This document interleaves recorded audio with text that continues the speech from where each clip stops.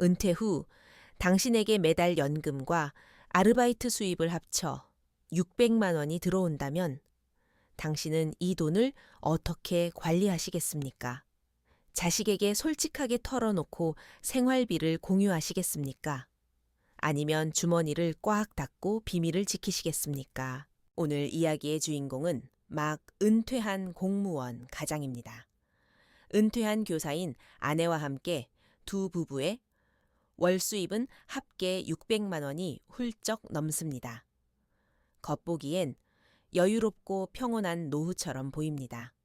하지만 바로 그 지점에서 갈등의 불씨가 피어오릅니다. 아내는 남편에게 아들에게는 딱 잘라 말해. 우리가 쓸 수 있는 돈은 200만 원뿐이다 라고 거짓말을 하라고 시킵니다. 아버지는 이해할 수 없었습니다. 심지어 화가 나기도 했습니다. 우리가 아들을 무서워하는 건가 아니면 아들이 돈 빌려 달라고 할까봐 겁내는 건가. 하지만 여러분, 이건 단순히 노인의 인색함이나 의심 때문이라고 생각하십니까? 아닙니다. 진짜 반전은 겉보기에 화기애애했던 가족 식사 자리 직후에 터져 나옵니다. 알고 보니 아내는 겉으로 보이는 선의 뒤에 숨겨진 차가운 계산을 이미 꿰뚫어 보고 있었던 겁니다. 당신이 고집스럽다고 생각했던 그 어머니는 사실 누구보다 맑은 정신으로 현실을 보고 있었습니다.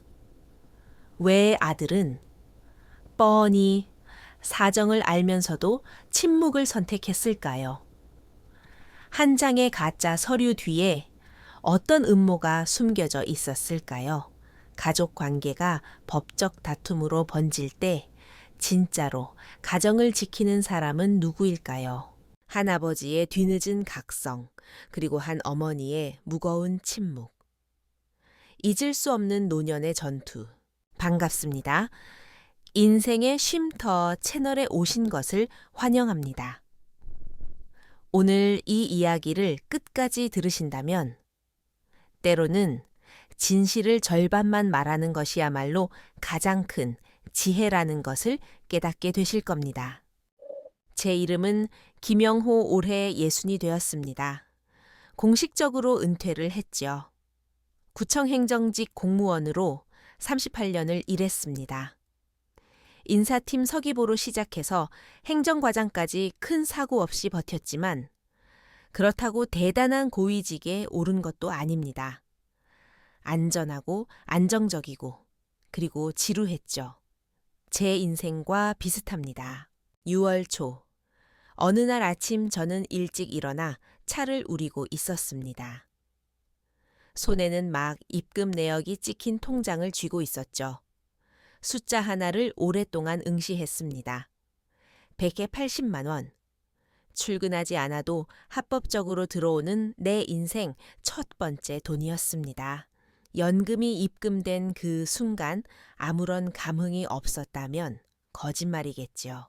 뭘 그렇게 실실 웃고 있어요. 아내가 부엌에서 고개를 내밀며 행주로 제 어깨를 툭 쳤습니다. 이거 봐, 내 손으로 벌어들인 연금이야?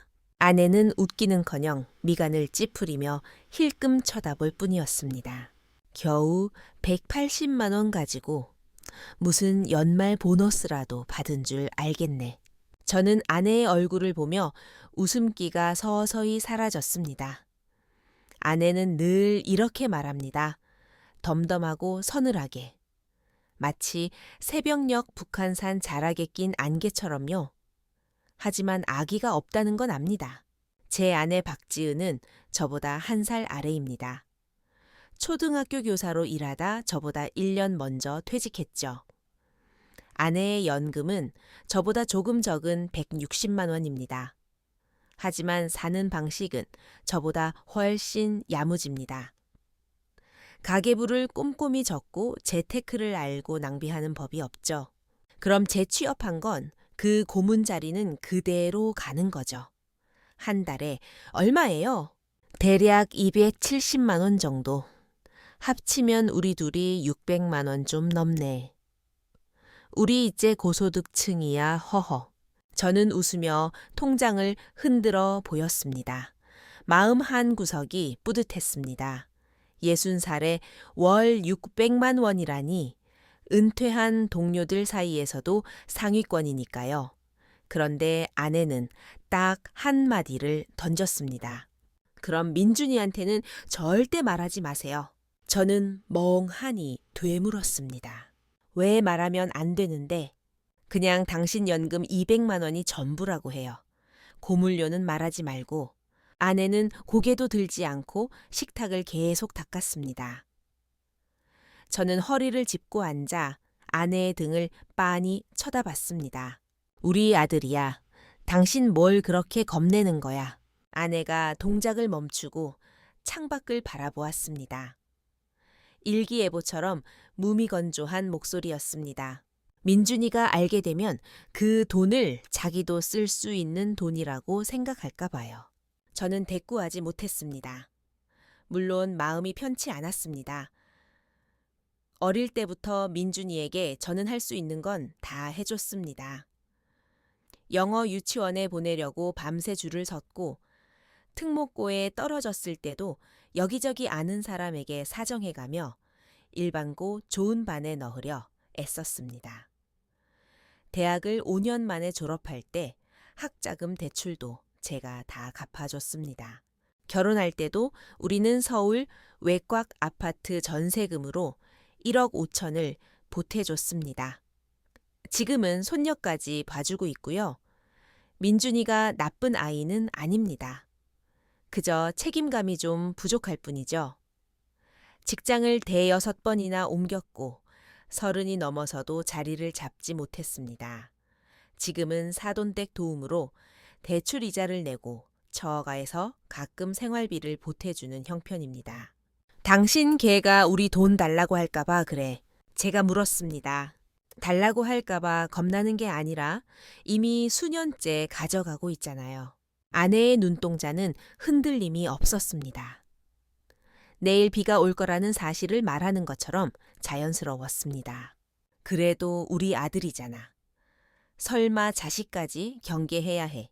말을 뱉고 나니 저 스스로도 공허하게 들렸습니다. 경계하는 건 아들이 아니라 아들 곁에 있는 그 가정이에요. 민준이 혼자가 아니라. 아내의 눈빛이 조금 날카로워졌습니다. 사돈다에게서 매달 130만 원씩 생활비 보태준다고 하죠. 하지만 당신 눈치 못 챘어요. 그분들은 절대 애 안 봐주십니다. 합가 절대 안 하죠. 가사 도우미도 안 보내줘요. 제가 입을 다물자 아내가 계속했습니다. 그 사람들은 돈을 내고 자유를 샀어요. 우리는 돈을 내고 목소리 없는 하인이 된 거고요. 이제 그쪽에서는 우리더러 가진 돈까지 내놓으라고 할 거예요. 그것도 아주 조용히. 저는 말문이 막혔습니다. 저는 아내가 그저 노후에 굶어 죽을까봐 아끼는 줄로만 알았습니다. 이제야 알겠습니다. 돈이 부족할까봐 겁나는 게 아니라 우리가 가진 걸 다 내어주고 결국엔 우리 자신의 노후조차 결정하지 못하는 처지가 될까봐 두려웠던 겁니다. 그럼 진짜 딱 200만 원이라고만 해. 아내가 고개를 끄덕였습니다. 고문료는 끊겼다고 해요. 연금 200만 원. 그래야 우리가 좀 더 오래 버텨요. 저는 아내의 얼굴을 바라보았습니다. 수십 년을 봐왔지만 그날따라 유난히 침착하고 단호해 보였습니다. 저는 말은 퉁명스럽게 해도 마음이 약한 편이라 아내처럼 독하게 굴지 못합니다. 하지만 그 순간 문득 깨달았습니다. 때로는 진실을 절반만 숨기는 것이야말로 진짜 이 가정을 위한 일일지도 모른다는 것을요. 소파에 누워 낡은 가계부를 뒤적였습니다. 그 안에는 지난 세월 우리가 민준이에게 쏟아부은 돈의 기록이 남아 있었습니다. 아내는 저보다 훨씬 정확하게 기억하고 있었습니다. 결혼식 비용, 인테리어, 이사 비용, 손녀 출산 병원비, 영어 유치원비, 모든 지출 내역 옆에는 법원 서류처럼 냉정하고 깔끔한 주석이 달려 있었습니다.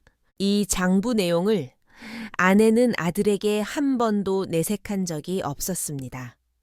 하지만 누구보다 또렷하게 기억하고 있었죠. 저는 한 줄의 기록을 찡그린 눈으로 바라보았습니다. 2016년 12월 전세 보증금 지원 1억 5천만 원 며느리 이소연 명의 계좌로 이체. 차타. 그때 저는 꽤 으스댔습니다. 친구들이 물어보면 아들이 집 구하는데 우리가 현금으로 보태줬지 대출 없이 라며 호기를 부렸습니다. 사실은 정기 예금을 전부 깨고 제 여동생에게 2천만 원을 빌려 2년에 걸쳐 겨우 갚았던 돈이었습니다. 그때는 그게 아버지로서 당연히 해야 할 일이라고 생각했습니다. 새로운 가정을 꾸리는 아들을 위한 출발선이라고 믿었으니까요. 우리가 출발선까지 데려다 줬는데 녀석은 왜 뛰기도 전에 눕기부터 했을까? 혼잣말을 중얼거렸습니다. 그때 민준이는 IT 회사를 그만두고 창업을 하겠다고 했습니다. 사돈어른 소개로 카페 자리를 얻었고 카페 이름은 며느리가 지었으며 인테리어는 처가 쪽 친척이 맡아서 했습니다. 개업 반년 만에 문을 닫았고 7천만 원을 날렸습니다. 그중 5천만 원은 우리 돈이었습니다. 옛 동료들에게는 그 돈이 어떻게 사라졌는지 말하지 않았습니다. 그저 사업하다 보면 위험도 있는 법이지 라고 둘러댔습니다. 사실 우리는 자세한 내막도 묻지 않았습니다. 의기양양해하는 아들의 모습만 보고 드디어 녀석이 제 길을 찾았다고 믿었으니까요. 그 일 이후로 저는 다시 일자리를 찾아 재취업했습니다. 소일거리 삼아 한다고 했지만 사실은 날려버린 노후 자금을 메우기 위해서였습니다. 아내는 아무 말도 하지 않았지만 저는 압니다. 그때부터 아내는 아주 사소한 것까지 기억하기 시작했습니다. 언제 돈이 나갔는지, 어떻게 나갔는지, 그때 누가 무슨 말을 했는지, 가계부를 덮고 부엌으로 갔습니다. 아내가 쌀을 씻고 있었습니다. 당신이 한 말 계속 생각 중이야? 어떤 거요? 우리가 많이 줬으니 이제 우리 자신을 지켜야 한다는 거. 아내가 뒤를 돌아 저를 쳐다봤습니다. 이해가 안 가요. 저는 고개를 저었습니다. 이해가 안 가는 건 도대체 언제부터 민준이가 우리가 경계해야 할 대상이 됐냐는 거야. 쌀 씻는 물소리는 멈추지 않았지만 아내의 목소리는 느려졌습니다. 민준이가 변한 게 아니에요. 우리가 이전에는 한 번도 우리 자신을 보호해야 한다라고 생각하지 않았던 거죠. 우리 아들이야 어떻게 부모를 해치겠어. 아내의 어조는 평온했습니다. 아니요, 걔는 우리를 해치지 않아요. 다만 우리가 뼈만 남을 때까지 계속 기대려고 할 거예요. 우리가 무너질 때까지. 저는 아무 말도 할 수 없었습니다. 만약 언젠가 민준이가 우리가 수입을 숨겼다는 걸 알게 되면 어떨까 우리에게 실망하지 않을까, 배신감을 느끼지 않을까, 나중에 진실을 알게 되면 걔가 뭐라고 할 것 같아. 아내는 쌀을 밥솥에 앉히고 취사 버튼을 눌렀습니다. 뒤딱 이렇게 묻겠죠. 왜 진작 그 돈 우리한테 안 줬어? 저는 멍하니 서 있었습니다. 아내가 식탁 의자에 앉아 저를 올려다 보았습니다. 우린 더 이상 젊은 부모가 아니에요. 줄 수 있는 게 얼마나 남았고 언제까지 줄 수 있을까요? 우리가 먼저 우리를 지키지 않으면 나중엔 걔를 도와줄 힘조차 없어져요. 저는 바로 대답하지 못했습니다. 반박하고 싶었지만 입을 열었다 다시 다물었습니다. 저는 이런 사고방식에 익숙하지 않습니다. 부모란 늙어 죽을 때까지 자식을 먹이고 줄 수 있으면 주고 없으면 이를 악물어서라도 만들어주는 것이라고 배웠으니까요. 하지만 아내 말이 틀린 건 아닙니다. 우리가 영원히 월 600만 원을 벌 수는 없습니다. 제가 일을 그만두거나 병이라도 들면요, 마음속에 불안감이 피어 올랐습니다. 아들에 대한 불신이 아니라 제 자신에 대한 흔들림이었습니다. 과거에 저는 아이를 보호한다고 생각했지만 사실은 녀석이 짊어져야 할 책임을 제 늙은 어깨로 대신 떠받치고 있었던 건지도 모릅니다. 당신이 원한다면 계속 사실대로 말해도 돼요. 하지만 그 결과는 당신이 감당해야 해요. 아내의 눈에는 분노가 없었지만 말로 표현할 수 없는 피로감이 서려 있었습니다. 그 순간 저는 아내가 아들을 경계하는 게 아니라 우리를 구하려고 한다는 걸 깨달았습니다. 하지만 완전히 받아들이기엔 시간이 필요했습니다. 저에겐 진짜 이유가 필요했습니다. 꼭 그렇게까지 해야만 하는 증거. 이 집이 더 이상 서로 모든 걸 털어놓을 수 있는 곳이 아니라는 확실한 증거 말입니다. 그런데 예상보다 그 증거는 훨씬 빨리 찾아왔습니다. 그날 저녁 식사 후 얼마 지나지 않아 민준이에게 전화가 왔습니다. 아빠 이번 주말 저녁에 시간 괜찮으세요? 집으로 초대해서 식사나 대접하려고요. 목소리는 밝았고 덧붙이는 말이 특히 귀에 들어왔습니다. 엄마가 제일 좋아하는 소갈비찜 해놓을게요. 저희가 준비할 테니 몸만 오세요. 저는 웃음이 터졌습니다.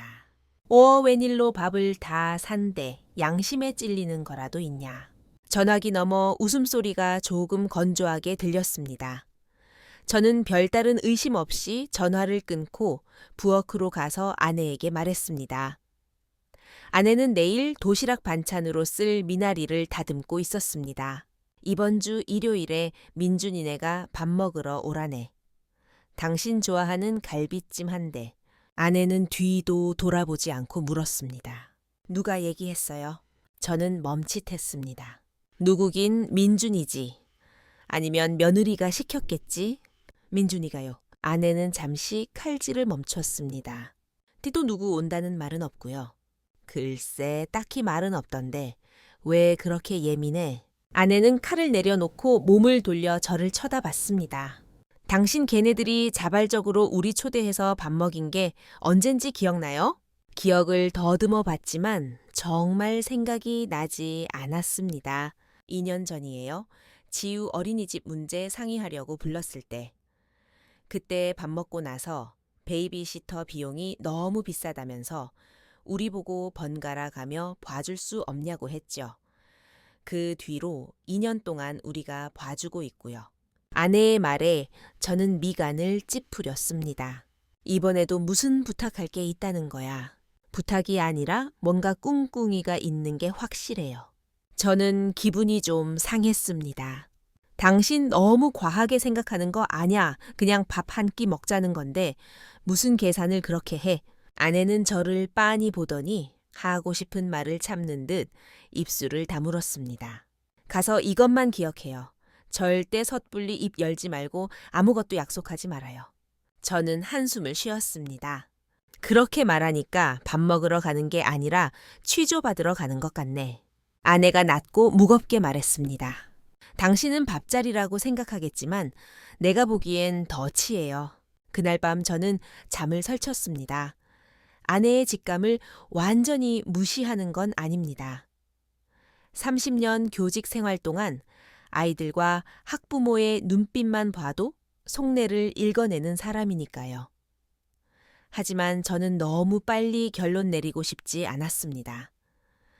내 자식을 그렇게 계산적인 인간으로 의심하고 싶지 않았습니다.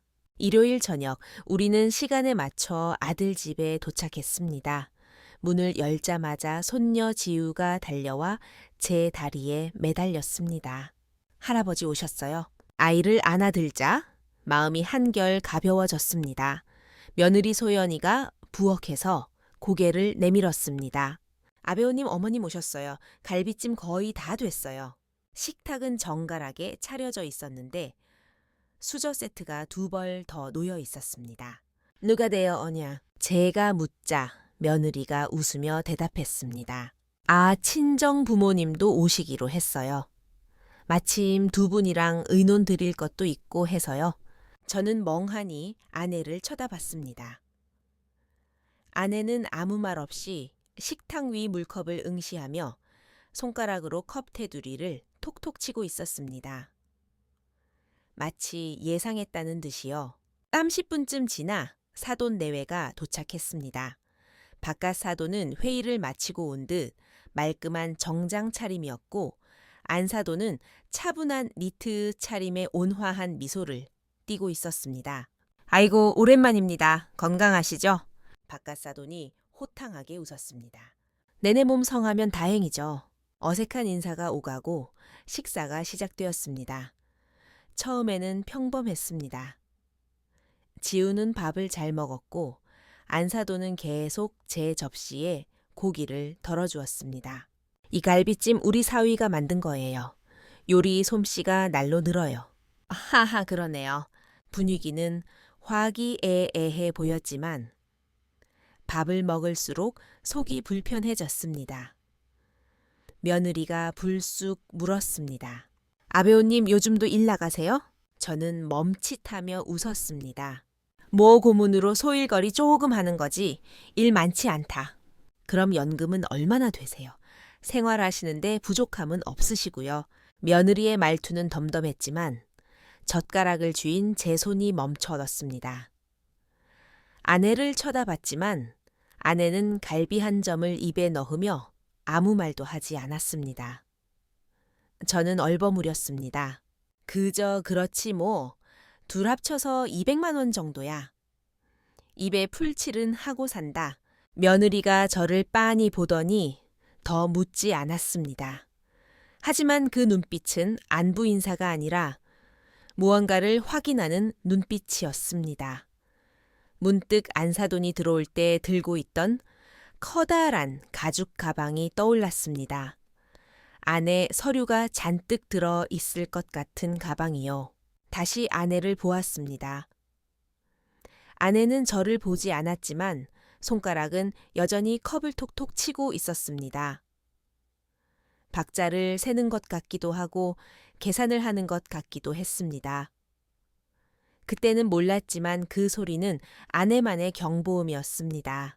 밥을 다 먹고 국그릇을 비울 때쯤 바깥 사돈이 입을 열었습니다. 김 선생님, 박 선생님? 사실 오늘 식사도 식사지만 상의 드릴 게 좀 있어서 뵙자고 했습니다. 심장이 쿵 내려앉았습니다. 아내의 말이 머릿속을 스쳤습니다. 당신은 밥자리라고 생각하겠지만 내가 보기엔 덫이에요. 저는 젓가락을 내려놓고 사돈을 바라보았습니다. 무서운 일입니까? 안 사돈이 재빠르게 덧붙였습니다. 별일은 아니고요. 이번에 애들 아파트 대출 만기가 돌아오는데 은행에서 양가 부모님이 보증 비슷한 걸 좀 해주면 금리를 확 낮춰준다고 해서요. 연장도 쉽게 되고요. 머릿속에서 우잉 소리가 났습니다. 양가 부모님. 제가 입을 열기도 전에 며느리가 그 큰 가방에서 서류 뭉치를 꺼냈습니다. 볼펜 2자루와 함께요. 아비오님 어머님, 이거 한번 봐주세요. 정식 연대보증은 아니고요. 그냥 소득 확인서랑 채무 인수 약정서 같은 건데 이거 쓰면 은행이 안심한대요. 형식적인 거예요. 법적 책임은 거의 없고요. 며느리의 말은 빨랐습니다. 마치 미리 외워둔 대사를 읊는 것처럼요. 아내는 미동도 하지 않았습니다. 저는 멍하니 서류를 훑어보았습니다. 안경 너머로 보이는 단어들이 살벌했습니다. 연대보증, 채권기간 연장 36개월, 물상보증 제공, 형식적인 서류, 이건 우리 이름을 이 집 담보 대출에 묶어버리는 쇠사슬이었습니다. 잠깐만요. 이런 거 쓴다는 얘기는 못 들었는데 제 목소리가 떨렸습니다. 바깥사돈이 웃으며 말했습니다. 그냥 절차입니다, 절차. 저도 여기 서명했습니다. 저도 같이 책임지는 걸로 되어 있고요. 애들 이자 부담이 너무 크니까 우리 부모들이 조금씩 짐을 나누어 지자는 거죠. 그 말투는 마치 우리 초애 씨 집안도 서명했는데 김 씨 집안이 안 한다는 게 말이 됩니까? 라고 압박하는 듯 했습니다. 아들을 쳐다봤습니다. 녀석은 고개를 숙인 채 기어들어가는 목소리로 말했습니다. 아빠, 그냥 서명만 좀 해주세요. 소득 200만 원이라고 쓰시고 다른 건 신경 안 쓰셔도 돼요. 매달 이자 낼 돈 100만 원만 보태주시면 딱 2년만. 제가 진짜 열심히 해서 갚을게요. 그 순간 제 기억 속의 어린 아들은 사라졌습니다. 불쌍한 척 연기할 줄 알고 말할 타이밍을 재고 양가 부모의 책임을 저울질해서 공평하게 나누려고 하는 낯선 남자가 거기 있었습니다. 제가 뭐라 하기도 전에 아내가 움직였습니다. 천천히 손을 뻗어 서류를 덮어버렸습니다. 눈동자는 맑고 단단했습니다. 우린 서명 안 합니다. 거실에 정적 흐르고 누군가 음소거 버튼을 누른 것 같았습니다. 며느리의 얼굴색이 순식간에 변했습니다. 어머님, 그게 무슨 말씀이세요? 아내는 화를 내지도 웃지도 않았습니다. 이건 우리가 질 책임이 아니라는 뜻이다. 안사돈의 목소리 톤이 높아졌습니다. 박 선생님, 우리 집사람도 서명했어요. 사돈네는 이런 형식적인 절차도 못 해주겠다는 겁니까? 사돈이 계속 말하려 했지만 아내가 딱 한마디로 입을 막아버렸습니다. 사돈댁은 이 집 지분의 투자자시지만 우리는 무상으로 수혈만 해주고 빚까지 떠안게 생겼는데요. 제 평생 아내가 남에게 이렇게 직설적으로 말하는 건 처음 봤습니다. 며느리 얼굴이 파랗게 질렸습니다. 아베오님 연금 200만 원밖에 안 된다면서요. 그런데 어떻게 해외여행 다니시고 저번에 비싼 호텔 예약하셨어요. 가슴이 철렁했습니다. 우리가 호텔 예약한 걸 어떻게 알았지? 아내가 피식 웃었습니다. 아, 우리 카드 내역 조회해봤구나. 아니면 민준이가 말했니? 며느리는 입을 다물었고 아들 얼굴은 홍당무가 되었습니다. 그냥 지나가는 말로. 아내가 아들을 뚫어지게 쳐다보며 낮게 말했습니다. 내 어희 둘 처음부터 우리한테 밥 사줄 생각 없었지. 우리한테 수억 원짜리 빚 보증 씌울 작정이었잖아. 아니에요, 엄마. 진짜 딱 2년만 제가 노력해서. 노력. 아내가 고개를 저었습니다. 우린 30년을 노력해서 이만큼 살고 있어. 이제 남은 거 지키려는 우리더러 매정하다고 하지 마라. 바깥사돈의 얼굴도 굳어졌습니다. 그럼 오늘 식사는 없던 걸로 합시다. 마음 한구석이 시큰거렸습니다. 어떻게든 수습해보고 싶어서 입을 열었습니다. 저기 다시 좀 얘기해볼 수 없을까? 조건을 좀 바꾼다거나. 안 바꿔요. 아내의 목소리는 차가웠습니다. 자리에서 일어나 저를 보며 말했습니다. 가요, 더 이상 여기 앉아있을 이유가 없어요. 저는 식탁 위, 아직 김이 나는 갈비찜을 마지막으로 쳐다보고는 숟가락을 내려놓았습니다. 아내를 따라 일어섰습니다. 아들은 쫓아 나오지 않았습니다. 손녀는 거실에서 잠들어 있었습니다. 저는 아이에게 담요를 덮어주었습니다. 계단을 내려올 때 발걸음이 천근망은 무거웠습니다. 온 가족의 무게를 발목에 매단 것 같았습니다. 아내가 제 손목을 잡았습니다. 바람처럼 가벼운 목소리였습니다. 아까 당신 마음 약해져서 무슨 말 하려 했던 거 알아요. 참아줘서 고마워요. 저는 아내의 마른 손을 내려다보았습니다. 그 손은 떨리지 않았습니다. 그제야 알았습니다. 오늘 아내가 매정한 게 아니라 우리에게 닥칠 재앙을 막아낸 거라는 걸요. 하지만 불안감은 가시지 않았습니다. 그들이 아니라 우리 가족에게 무언가 변질되기 시작했다는 느낌. 친밀함이라는 설탕 코팅 위로 책임이라는 쓴물이 배어나오는 느낌이었습니다. 집에 돌아와 저는 한마디도 하지 않았습니다. 아내도 재촉하지 않았습니다. 그저 핸드백을 내려놓고 안경을 벗고 소파 구석에 앉아 스카프를 반듯하게 개고 있을 뿐이었습니다. 저는 식탁에 앉아 밤새 읽지 않은 스마트폰 메시지와 은행 앱의 알림을 멍하니 바라보았습니다.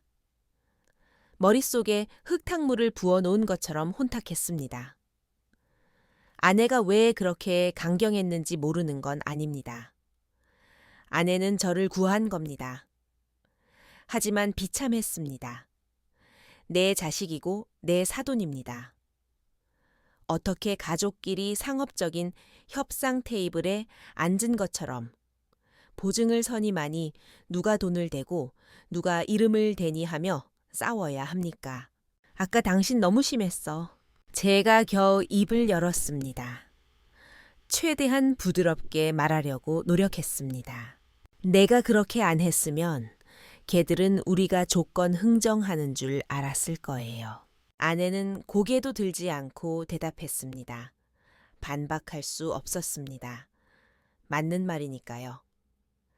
하지만 마음 한구석에는 여전히 놓지 못한 미련이 있었습니다. 우리가 너무 독하게 군 건 아닐까 하는 죄책감 말입니다. 다음 날 아침 신문을 가지러 1층 우편함으로 갔습니다. 투명 비닐에 쌓인 등기 우편물 하나가 눈에 들어왔습니다. 부재 중이라 우편함에 넣어둔 모양이었습니다. 무심코 뜯어보았습니다. 헤드라인에 채무 인수 약정 안내 및 물상 보증인 정보조회 통지서 갖거라고 적혀 있었습니다. 심장이 덜컥했습니다. 발신인은 시중은행 신용관리부였습니다. 서류를 넘기다 보니 보증인란에 제 이름 석자가 선명하게 인쇄되어 있었습니다. 김, 영, 호. 종이를 구겨 쥐고 집으로 뛰어 올라갔습니다. 여보 지은아 이거 좀 봐. 서재에서 나온 아내 앞에 서류를 내던졌습니다. 이게 뭐야? 우리 서명 안 했잖아. 그런데 왜 이런 게 날아와? 아내는 서류를 몇 초간 훑어보더니 안색이 어두워졌습니다. 당신 주민등록번호랑 우리 집 주소 걔들이 이미 알고 있었잖아요. 머릿속이 윙윙거렸습니다. 이게 말이 돼. 이건 명예도용이잖아. 명예도용일 수도 있고 아니면 우리가 서명 안 한 상태에서 일단 은행 전산에 서류를 집어넣었을 수도 있어요. 은행 실적 급한 직원이랑 짜고 일단 접수부터 시킨 다음에 나중에 서명 받으려고 했겠죠. 아내는 침착했습니다. 그럼 우리는 지금 보증인이 된 거야. 전산상으로는 그렇겠죠. 법적으로는 다투어봐야 알겠지만 제가 상황을 파악하기도 전에 아내는 벌써 전화를 걸고 있었습니다. 예전 동료 사위가 변호사라 공증 업무 때 도움을 받은 적이 있습니다.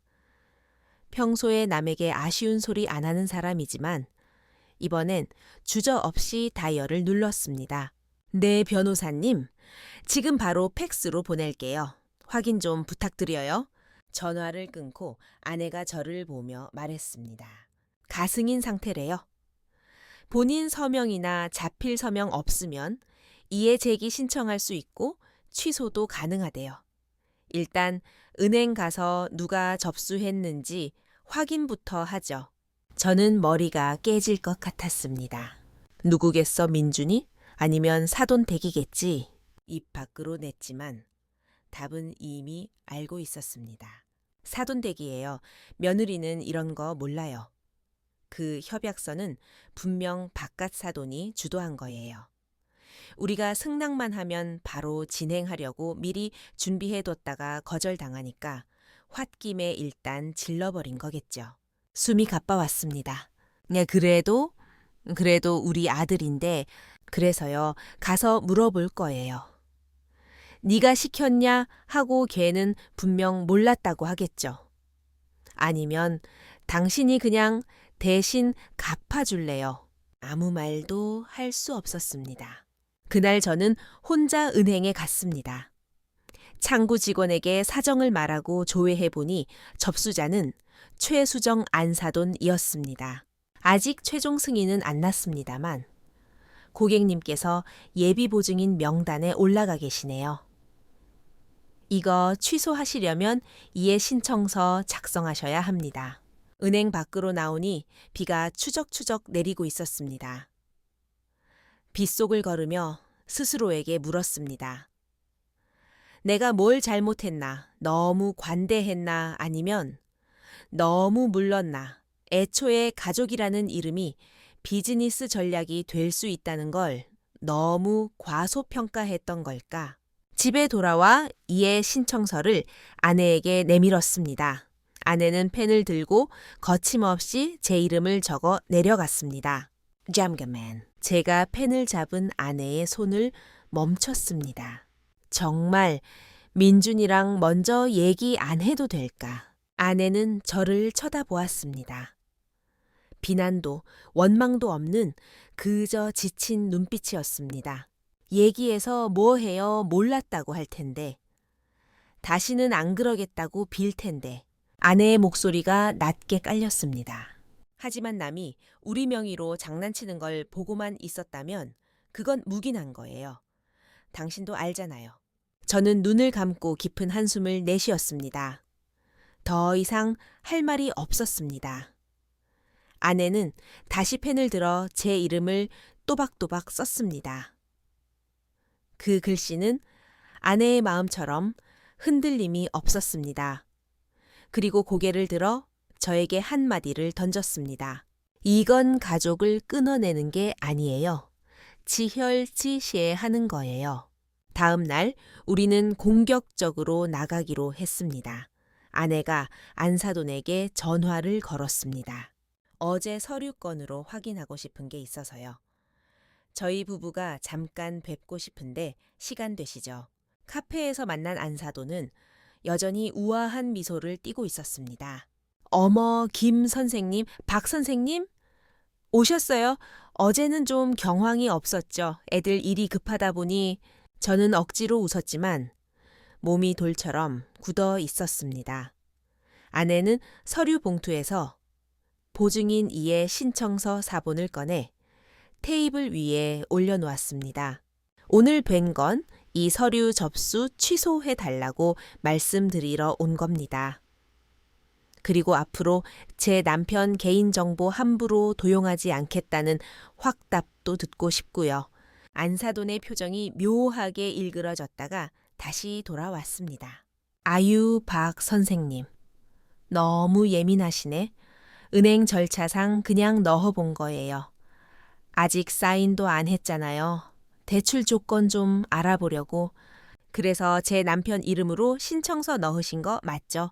아내가 말을 잘랐습니다. 민준이가 아빠 주민번호 알려줬고요. 제가 입을 열었습니다. 왜 우리한테는 한마디 상의도 없었습니까? 안사돈이 한숨을 쉬며 저를 봤습니다. 사돈에 오른 마음 약하신 거 아닐까요? 솔직히 말해서 저희 집에서도 지난 5년 동안 애들 대출금 갚아줬습니다. 매달 130만 원씩요. 이제 저희도 좀 쉬고 싶어서요. 그래서 우리한테 덤터기 씌우려고 사기극을 벌이셨다. 제가 차갑게 웃었습니다. 안사돈의 눈빛이 매서워졌습니다. 그럼 사돈댁은 5년 동안 뭐 하셨습니까? 애 봐주고 김치 담가준 걸로 생색내시는데 돈 10원이라도 보태준 적 있으세요? 가슴에 비수가 꽂혀쳤습니다. 평소 우아하게 웃으며 사돈사돈하던 그 얼굴이 이제는 손익 계산서를 따지는 장사꾼의 얼굴로 보였습니다. 우리 아들 며느리 빚을 우리가 왜 떠안아야 합니까? 가족이니까요. 개들 무너지면 손녀 지우는 어떡하고요. 그 말이 너무나 익숙했습니다. 옛날 제 아버지도 그랬습니다.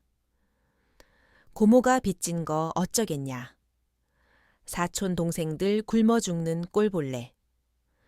그래서 저는 돕고 또 도왔습니다. 결국 어머니 장례식 비용마저 남에게 빌려야 했을 때까지요. 아내가 신청서를 안사돈 앞으로 밀었습니다. 우린 더 이상 안 돕습니다. 이게 우리 마지노선입니다. 안사돈의 얼굴이 굳어졌습니다. 너무 더하시네. 제가 탁자를 내리쳤습니다. 독한 건 당신네들이지 우리 몰래 보증인 명단에 이름 올리는 게 가족입니까? 돌아오는 길 아내는 제 손을 잡으며 말했습니다. 미안해요. 당신한테 이런 꼴 보게 해서. 저는 고개를 저었습니다. 말로 표현할 수 없는 슬픔이 밀려왔습니다. 저는 우리 아들이 철이 없어서 그런 줄 알았습니다. 오늘에야 알았습니다. 녀석은 다 알고 있었습니다. 그저 모른 척하기로 선택했을 뿐입니다. 그날 밤 민준이에게 카톡이 왔습니다. 아빠, 엄마, 죄송해요. 장모님이 알아서 처리한다고 해서 저는 진짜 몰랐어요. 처리하겠다는 말도 해결하겠다는 말도 없었습니다. 그저 비겁한 변명뿐이었습니다. 답장하지 않았습니다. 아내는 그 메시지를 캡처해서 증거자료 폴더에 저장했습니다. 이제부터 우리가 하는 모든 말은 기록으로 남겨야 해요. 가족이라는 이름이 서류에 적히는 순간 그건 더 이상 감정이 아니라 채무 관계가 되니까요. 저는 고개를 끄덕였습니다. 이제야 잠에서 깬 기분이었습니다. 아내가 냉혈한이 아니라 저보다 훨씬 먼저 이 판을 읽고 있었다는 걸 깨달았습니다. 그리고 진실을 반만 말하는 것이 노후를 지키는 길이라는 그 말을 뼈저리게 믿게 되었습니다. 우리는 변호사의 조언대로 법원에 채무부존재 확인 소송과 가처분 신청을 냈습니다. 가족 간의 문제지만 법적으로는 상업적 분쟁으로 다뤄야 한다는 조언을 따랐습니다. 법원 조정 기일에 민준이가 나왔습니다. 녀석은 사돈 옆에 앉아 있었습니다. 짧게 자른 머리에 셔츠 차림 겉모습은 예전 그대로였지만 눈에는 피로가 가득했습니다. 조정위원이 물었습니다. 원고 측은 해당 채무 인수에 동의한 적이 없다고 주장합니다. 피고 측 의견은요. 안사돈이 말했습니다. 가족끼리 구두로 합의된 사항입니다. 사위도 동의했고요. 증거 있습니까? 녹취나 서면 동의서요. 가족끼리 무슨 녹취를 합니까? 신뢰가 바탕이지. 조정위원이 고개를 들었습니다. 법원은 신뢰가 아니라 증거로 판단합니다. 그 순간 법이 차가운 게 아니라 오히려 공정하다는 걸 느꼈습니다. 원고 측 보증인 명단 삭제 및 채무 관련 신용 조회 금지를 원하십니까? 저는 목이 메었지만 고개를 끄덕였습니다. 네, 우리는 그저 우리 노후를 지키고 싶을 뿐입니다. 조정은 우리 측 주장이 받아들여지는 것으로 끝났습니다. 은행은 제 보증 기록을 삭제하고 향후 제 명의를 이용한 대출 진행을 금지했습니다. 법원을 나오는데 민준이가 다가왔습니다. 아빠, 엄마, 진짜 이렇게까지 해야 했어요? 녀석의 눈에는 수치심이 아니라 원망이 서려 있었습니다. 왜 부모가 더 이상 희생해주지 않느냐는 원망. 아내가 차갑게 말했습니다. 내가 여기까지 걸어오게 만든 거야. 우릴 벼랑 끝으로 민 건 너야. 아들은 아무 말도 못하고 돌아섰습니다. 그날 이후 우리는 재산을 철저히 분리했습니다. 제 고물료 통장과 아내의 연금 통장을 따로 관리하고 부부 재산 약정 등기를 통해 법적으로도 남남처럼 재산을 지켰습니다. 한 달 뒤 새벽에 전화가 왔습니다. 민준이었습니다. 아빠, 죄송해요. 장모님이 오늘 응급실에 실려 가셨어요. 장파열이래요. 어쩌다 모르겠어요. 그냥 사람 일이 참 한치 앞을 모르네요. 네 녀석의 목소리가 떨리고 있었습니다. 돈은 있냐? 저도 모르게 묻고 말았습니다. 네, 장긴어른이 해결하신대요. 그냥 갑자기 아빠 생각이 나서요. 저는 창밖을 보며 말했습니다. 팽이 기억나냐? 어릴 때 내가 끈 감아주던 거. 네, 네오무 세게 감으면 팽이가 깨진다. 사람도 그래. 너무 빨리 돌려고 하면 부러져. 수화기 너머로 훌쩍이는 소리가 들렸습니다. 알겠어요. 건강하세요, 아빠. 전화를 끊고 아내에게 말했습니다. 그냥 목소리 듣고 싶어서 전화했대. 아내는 아무 말 없이 찻잔을 건넸습니다. 우리는 말없이 앉아 태풍이 지나간 후의 고요함을 견뎌내고 있었습니다. 상처는 남았지만 적어도 우리는 무너지지 않았습니다. 이야기 이노모의 지혜 딸의 계산. 67세의 이명자 씨는 혼자 삽니다. 남편을 보내고 산동네 낡은 주택에서 텃밭을 가꾸며 살고 있죠. 어느 날 사위가 고급 외제의 차를 몰고 와서 말합니다. 장모님 거기서 고생하지 마시고 저희 집으로 가시죠. 넓고 좋은 방 마련해 뒀습니다. 명자 씨는 감동했습니다. 강남의 번쩍이는 주상복합 아파트 36평의 넓은 집 호텔 같은 욕조. 사위와 딸의 효심에 눈물이 날 지경이었습니다. 하지만 딱 일주일 만에 그녀는 짐을 싸서 야반도주하듯 옛집으로 돌아왔습니다. 작별 인사도 없이요. 그녀는 왜 그 호화로운 아파트를 양로원이 아니라 사육장이라고 불렀을까요? 누가 그녀를 가족이 아닌 이익의 수단으로 봤을까요? 목욕탕에서 우연히 들은 대화가 모든 것을 바꿨습니다. 이야기는 이렇게 시작됩니다. 제 이름은 이명자 68세입니다. 서울 변두리 재개발 예정지 낡은 단독주택에 살고 있습니다. 남편과 평생 안 먹고 안 입으며 장만한 집이죠. 남편이 떠난 후 저 혼자 이 집을 지키고 있습니다. 낮에는 텃밭에서 상추 심고 동네 친구인 김 여사와 경로당에 갑니다. 혼자 사는 게 적적하긴 해도 마음은 편했습니다.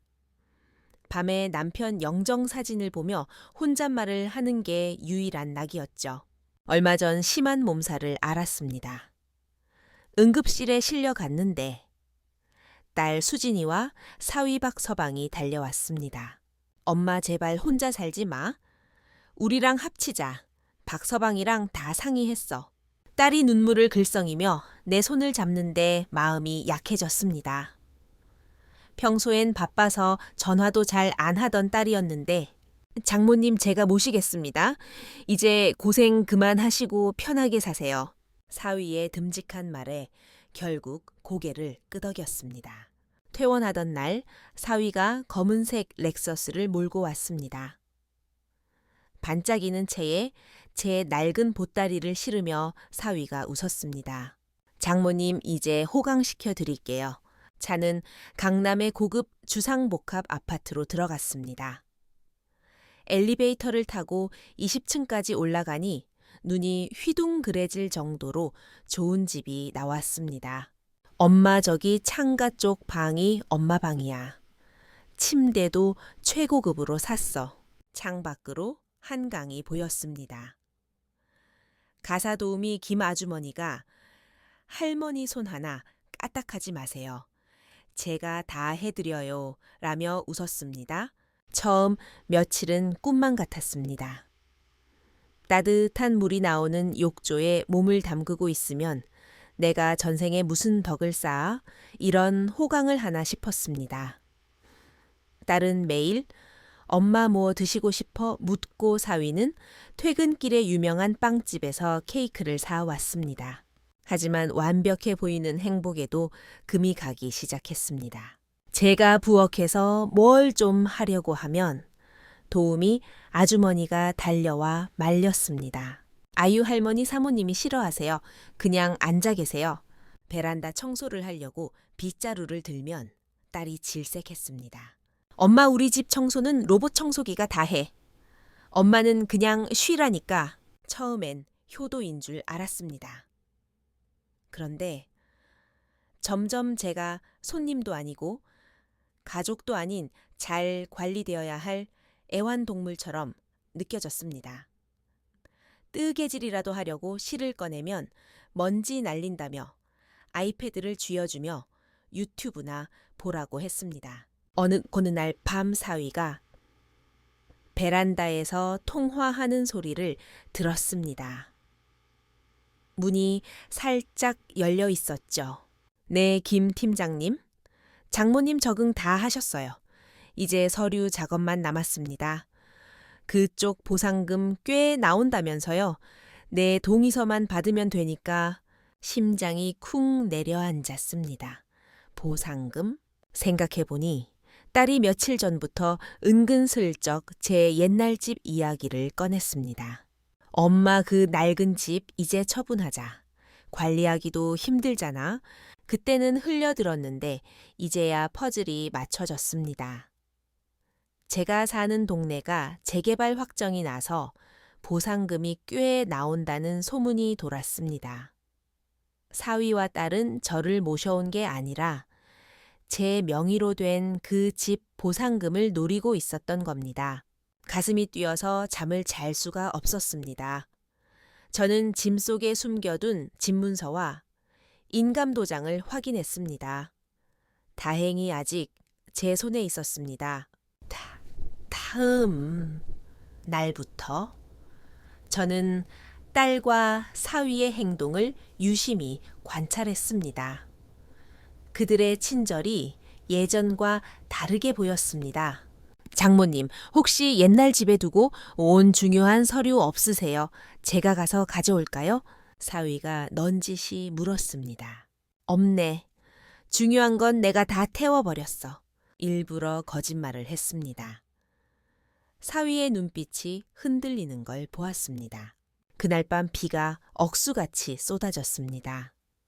목욕을 마치고 나오려는데 거실에서 딸과 사위의 목소리가 들렸습니다. 여보 장모님한테 그 위임장 언제 들이밀 거야. 노인네 눈치 빠르잖아. 사위 목소리였습니다. 좀 기다려봐. 엄마 지금 여기 생활에 취해 있어. 며칠 더 지나면 옛날 집 생각도 안 날 거야. 그때 자연스럽게 사인받으면 돼. 재개발 보상금 5억 나오면 우리 대출 싹 갚고도 남아. 딸의 목소리에 저는 주저앉을 뻔했습니다.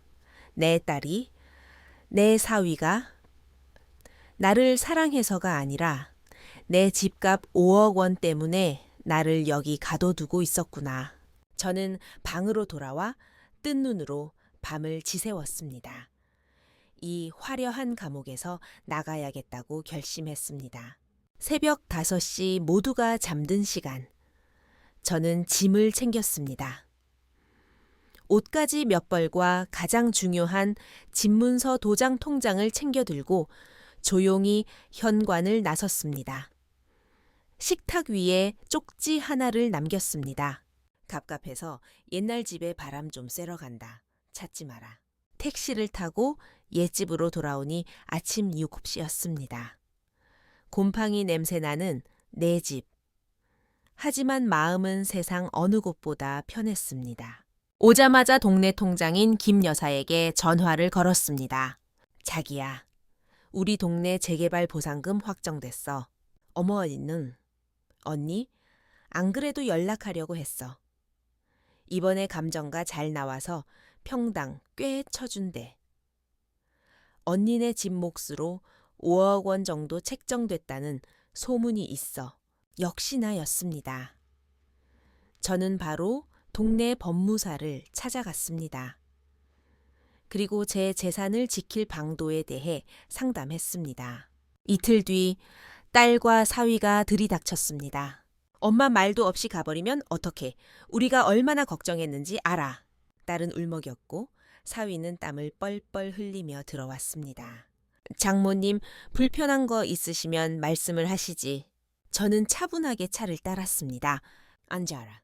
두 사람이 눈치를 보며 앉았습니다. 너희들 내 집 보상금 때문에 그러는 거 다 안다. 정적이 흘렀습니다. 사위 얼굴이 사색이 되었습니다. 엄마 무슨 소리야? 오해라니까. 오해, 내가 그날 밤 너희들 얘기하는 거 다 들었다. 5억 받아서 너희 대출 갚는다며. 딸이 고개를 숙였습니다. 흐느끼기 시작했습니다. 엄마, 미안해. 사실 박서방 사업이 힘들어져서 아파트 대출금도 밀리고 정말 방법이 없어서 그랬어. 엄마 돌아가시고 나면 어차피 우리 거니까 미리 좀 당겼으면 안 되나 싶어서 저는 한숨을 쉬었습니다. 자식이 공영에 처했다는데 모른 척할 부모가 어디 있겠습니까? 하지만 방식이 틀렸습니다. 나를 속이고 기만하려 했던 게 괘씸했습니다. 그래, 내가 죽으면 다 너희 거겠지. 하지만 나 아직 안 죽었다. 저는 품에서 서류 봉투를 꺼냈습니다. 이 집 재개발 보상받게 해주마. 위임장 써줄게. 사위의 눈이 번쩍 뜨였습니다. 정말입니까, 장모님? 대신 조건이 있다. 저는 또박또박 말했습니다. 보상금 5억 중에 1억은 내 몫이다. 내 개인 통장에 넣을 거고 너희는 손도 못 댄다. 나머지 4억으로 빚을 갚든 지지고 볶든 너희 알아서 해라. 그리고 나는 절대 너희 집 안 간다. 여기서 살다가 재개발 들어가면 실버타운이든 어디든 내 돈으로 내가 알아서 갈 거다. 여마, 싫으면 관두고 나 그냥 이 집 껴안고 죽을란다. 사위가 무릎을 꿇었습니다. 감사합니다, 장모님. 정말 감사합니다. 1억은 당연히 장모님 노후 자금으로 쓰셔야죠. 결국 그렇게 합의를 봤습니다. 보상금은 나왔고 저는 약속대로 1억 원을 챙겨 제 명의의 정기 예금에 넣었습니다. 딸과 사위는 4억 원으로 급한 불을 껐습니다. 그 후로 딸과 사위는 전보다 훨씬 자주 찾아옵니다. 이제는 저를 돈줄이 아니라 무서운 대주주로 모시는 것 같아 씁쓸하면서도 편합니다. 저는 지금도 옛집 마루에 앉아 믹스커피를 마십니다. 낡은 집이지만 제가 지켜낸 존엄이 깃든 곳입니다. 노인, 여러분 자식에게 모든 걸 내어주지 마세요. 사랑해서 다 준다는 말, 그거 위험한 말입니다. 내 손에 쥐고 있는 게 있어야 자식도 나를 어려워하고 존중합니다. 마지막 비상금, 내 존엄을 지킬 최후의 보루는 남겨두세요. 그게 진짜 지혜입니다. 오늘 이야기는 여기까지입니다. 씁쓸하지만 현실적인 이 두 가지 이야기 어떻게 들으셨나요? 여러분의 생각도 댓글로 남겨주세요. 감사합니다.